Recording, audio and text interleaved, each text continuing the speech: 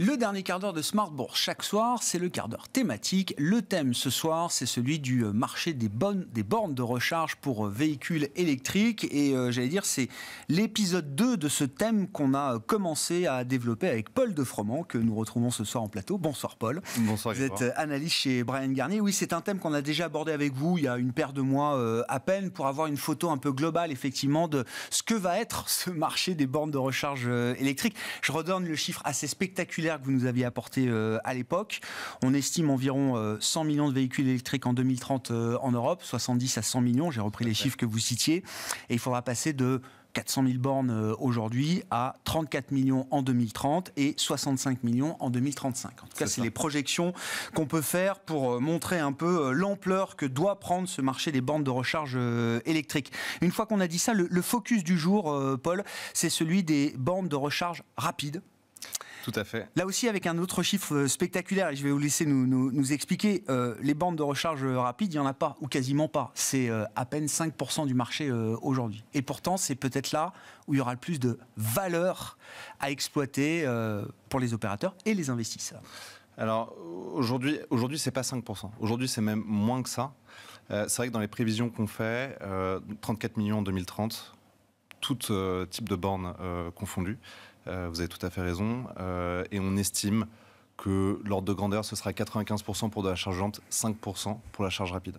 Maintenant, ça ne veut pas du tout dire que la charge rapide n'est pas un marché dynamique ou important. Est-ce qu'il aura plus de valeur que la charge lente ? C'est difficile à dire. En tout cas, ce qu'on sait, c'est que le besoin est très important et le marché n'est pas encore tout à fait défini. C'est-à-dire qu'aujourd'hui, voilà, beaucoup de gens pensaient encore il y a peu de temps que ce ne serait que des autoroutes. Et finalement, on se rend compte qu'on en a aussi besoin en ville, en milieu urbain, périurbain, parce que vous avez des sociétés de taxi, parce que vous avez des sociétés de livraison qui ont besoin de charge rapide. Donc la charge rapide aujourd'hui, c'est au-dessus de 22 kW, mais aujourd'hui, on parle même d'ultra rapide, c'est charger son véhicule en à peu près moins de 20 minutes. Là où la charge lente, pour donner un ordre d'idée, c'est plusieurs heures. Ouais. Donc ça c'est un point important. Et aujourd'hui, on ne sait pas. Alors vous donniez le chiffre de 400 000 bornes, c'était en 2021. Ouais. Donc charge lente et charge rapide. Aujourd'hui, on n'a pas encore les chiffres. On pense qu'on est à un peu plus d'1 million. D'accord. Et juste pour donner un ordre d'idée, on pense, encore une fois, ce sont des estimations, qu'on aurait à peu près 20 000 points de charge rapide en Europe. Donc sur 1 million de bornes. Voilà. Ouais. Donc c'est un marché qui, s'il suit nos prédictions, devrait croître d'à peu près 75% par an en nombre de points de charge d'ici 2030. Ah ouais. Ouais, c'est-à-dire que c'est un marché qui cherche ses frontières d'une certaine manière. Vous le disiez, au départ, c'était fait pour les trajets longue distance, donc les relais autoroutiers. Et puis, effectivement... ça va se diffuser sans doute en dehors des simples aires d'autoroute ou stations de recharge sur autoroute. En ville, vous le disiez, et même peut-être dans les milieux périurbains, il y aura une utilité à avoir des bornes de recharge rapide, voire ultra rapide. Tout à fait. Alors, aujourd'hui, on parle de plus en plus d'ultra rapide, parce qu'en fait, vous avez une avancée technologique, donc je ne vais pas vous... Ultra rapide, pour vous, c'est moins de 20 minutes. Oui, enfin, c'est au-delà c'est à partir de 150 kW. C'est vraiment la puissance desservie qui compte. Et aujourd'hui, voilà, il y a encore 2 semaines, EVBox a sorti une borne à 400 kW. Donc voilà, et on se rapproche. Je pense qu'on verra, alors peut-être pas en 2023, mais en tout cas d'ici 2024, je pense, des bornes à 600 ou 800 kW. Donc on va vraiment vers de l'hyperpuissance. L'idée, c'est aussi d'aller vers la mobilité lourde. Mais en tout cas, ce qui est sûr, c'est que vous avez d'un côté un progrès technologique au niveau des batteries des véhicules et de l'autre, un progrès technologique au niveau des bornes. L'idée étant de charger le plus rapidement possible pour aller, être concurrent le plus direct dans l'usage des pompes à essence. Ouais. Et il y a un modèle économique pour ça ? Alors, aujourd'hui, il y a 2 modèles économiques. Les constructeurs d'un côté, comme pour la charge lente, et les opérateurs de l'autre. Le modèle économique aujourd'hui que tout le monde regarde, c'est celui des opérateurs, parce que c'est le plus récent, je dirais. Donc c'est vraiment, eux, leur mission, c'est vraiment de sécuriser des emplacements, et ensuite de s'occuper vraiment de l'installation, de tout l'investissement, et ils se rémunèrent ensuite à la charge, qui est une marge en fait sur les prix d'électricité. Donc l'emplacement est clé, et la bataille aujourd'hui se joue sur les emplacements. Et ce qu'on ne sait pas, c'est est-ce que les autoroutes auront les taux d'utilisation plus importants que ce qu'on verra en milieu urbain. Et c'est pas évident. Ou périurbain. Les opérateurs spécialisés là sur ces bornes de recharge ultra rapides, cette hyperpuissance, comme vous dites, comment ils tâtonnent entre guillemets? Alors, ils attaquent, je dirais, tout type d'emplacement. Alors après, vous avez des sociétés comme Fastned qui, elles, sont essentiellement sur les autoroutes. D'autres comme Electra qui se développent, je dirais, d'abord en milieu urbain et périurbain. Il y a déjà des spécialistes, on va dire. Oui, mais encore une fois, c'est un marché qui n'est pas, c'est un marché qui est assez jeune et on ne peut pas encore tirer de conclusions. Electra est aussi présent sur les autoroutes et Fastned, notamment au UK, se développe aussi en milieu périurbain. Donc voilà, mais il y a des tendances et on ne sait pas qui l'emportera, ou est-ce que ce sera un marché équitablement réparti entre le milieu urbain, les autoroutes et le périurbain. Combien on paiera pour ça ? Combien on est prêt à payer pour ça et qu'est-ce qu'on a déjà comme retour de l'expérience utilisateur de ces bornes de recharge rapide, ultra rapide demain, hyper rapide peut-être après-demain ? Alors les CAPEX pour les opérateurs sont très importants, puisque aujourd'hui on est autour de à peu près 1 million de CAPEX pour une station qui compte 4 à 5 points de charge rapide. D'accord. Ce sont quand même des investissements qui sont lourds, parce que d'une part vous avez la borne, qui peut, pour l'hyperpuissance, peut aujourd'hui être vendue plus de 70 000 €. Et ensuite, vous avez toute la partie de génie civil, de connexion au réseau. Il faut acheter un transformateur pour acheminer l'électricité nécessaire. Donc, ce sont des investissements qui sont relativement lourds. Maintenant, les niveaux de marge pratiqués par les opérateurs sont aussi assez importants parce qu'ils se rémunèrent, comme je vous le disais, sur un écart au niveau de l'électricité.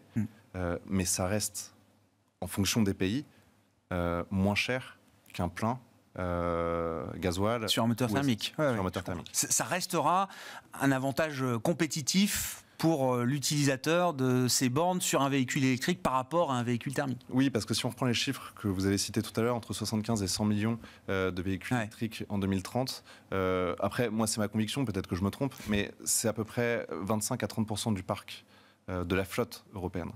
Donc le benchmark des moteurs à combustion restera. Et aujourd'hui, nous on l'a fait. Alors en France, ça dépend des pays parce que ça dépend du prix de l'électricité. Mais en France, aujourd'hui, un plein avec un opérateur charge rapide, c'est entre 25 et 40 €, grosso modo. C'est quand même nettement moins cher qu'un plein du moteur à combustion. Pas pour la même autonomie, Paul. Comment ça oui, non, non. Oui. Alors, oui, il faut rapporter au kilomètre parcouru, j'imagine. Je suis d'accord avec vous, mais cette autonomie, aujourd'hui, on était à 380 km en moyenne l'année dernière. Je crois qu'aujourd'hui, sur les modèles les plus récents, on est quand même à 500. On se rapproche très vite des 600, 700 km qui sont du moteur thermique. Donc, la sensibilité au prix pour des opérateurs, enfin pour des utilisateurs en fait, au prix de la charge rapide. Restera quand même, permettra aux opérateurs de charge rapide de continuer en fait à pratiquer, à générer ce type de marge, d'après moi, tant qu'on aura 25 à 30% de pénétration de voitures électriques dans la flotte européenne. Et effectivement, en termes d'expérience utilisateur, on va apprendre à patienter 20-30 minutes dans une station-service sur autoroute ou en ville pour recharger la batterie de son véhicule électrique. C'est pas un frein, ça paraît pas un frein insurmontable en tout cas, mais c'est quelque chose qui est déjà dans l'adoption, c'est déjà quelque chose qu'on perçoit dans l'adoption des utilisateurs de ces premières bornes. Alors, moi je suis encore plus pessimiste que vous aussi. Moi je considère que c'est un frein et je pense pas qu'on arrive à 20-30 minutes. Justement, tout est fait pour que en fait, on arrive à moins de 15 minutes, moins de 10 minutes. D'accord. D'une part... Donc il y a une bataille contre le temps quand même. Évidemment, évidemment. Du côté de la borne... Il faut qu'on ait le temps d'aller prendre un café et c'est tout, quoi. Voilà. Et du côté du véhicule électrique. Donc je pense pas, en tout cas pour la charge rapide, d'ici quelques années, je pense pas qu'on soit confronté à des temps aussi longs de 20 à 30 minutes. D'autant plus qu'on parle d'un plein à 100%, qui prendrait aujourd'hui moins de 20 minutes. Oui. Donc voilà, peut-être qu'il y aura plus de temps de pause, plus de temps, plus d'arrêt pour charger la batterie, mais on n'arrivera pas à 15-20 minutes ou 25 minutes, en tout cas sur les autoroutes. Je n'y crois pas. Quel type de marge on a en tête là pour ces opérateurs que vous avez cités sur ce marché des bornes de recharge rapides, ultra rapides? Alors aujourd'hui, en marge brute, on est entre 60 et 70%. Et si on regarde les objectifs de marge d'EBITDA, pour certains d'entre eux, on est au-delà de 40%. Ah oui. Donc c'est... Oui, il y a de la valeur, quoi. Il y a de la valeur. Et c'est un marché, oui, complètement différent des bornes de charge lente, qui sont le gros du marché, énorme, à plus de 95% aujourd'hui, ou quasiment 100% aujourd'hui. Mais c'est des modèles complètement différents de ce point de vue-là. C'est un marché qui est très différent. Pour le constructeur de batterie, lui, ça change de borne de recharge, ça change rien. De construire une borne qui va desservir 15, 20 kilowattheures de puissance ou 600 demain, c'est à peu près le même principe ou, non. Vous avez quand même la barrière à l'entrée, je dirais, d'ordre technologique pour l'ultra puissance, haute puissance, est plus importante. Donc c'est plus difficile de construire aujourd'hui des bornes ultra rapides que des bornes lentes. C'est un marché qui est moins commoditisé. Maintenant, et vous avez aujourd'hui, c'est un marché quand même assez concentré. Vous avez, je dirais, peu de constructeurs qui ont l'essentiel du marché. Je pense notamment à des sociétés comme Alpitronic, ABB, Tritium, Kempower. Vous voyez, on en a 4 ou 5 qui aujourd'hui en fait servent au déploiement de toutes ces bornes. Maintenant, c'est un marché qui est quand même assez différent. D'une part, le prix n'est pas le même. On est à plus de 70 000 € pour les bornes les plus récentes. Évidemment, ces prix-là vont être amenés à baisser. Mais pour la charge lente, on est plutôt autour de 1000. Ah oui. C'est pas le même rapport. C'est sûr. Et ensuite, vous chargez beaucoup plus. Le besoin n'est pas le même non plus. Vous chargez beaucoup plus de voitures avec de la charge rapide, avec un point de charge rapide qu'avec un point de charge lente. Donc voilà, il faut prendre en compte tous ces paramètres. Merci beaucoup, Paul, de nous amener à explorer ce marché naissant, effectivement, des bornes de recharge. Mais encore une fois, c'est un marché naissant, mais qui est amené à prendre une ampleur considérable au regard des projections qu'on peut faire sur le marché du véhicule électrique en Europe, sur des horizons 2030 ou 2035. Paul Defroment, qui est avec nous en plateau pour le quart d'heure thématique de Smart Bourse ce soir, analyste chez Bryan Garnier.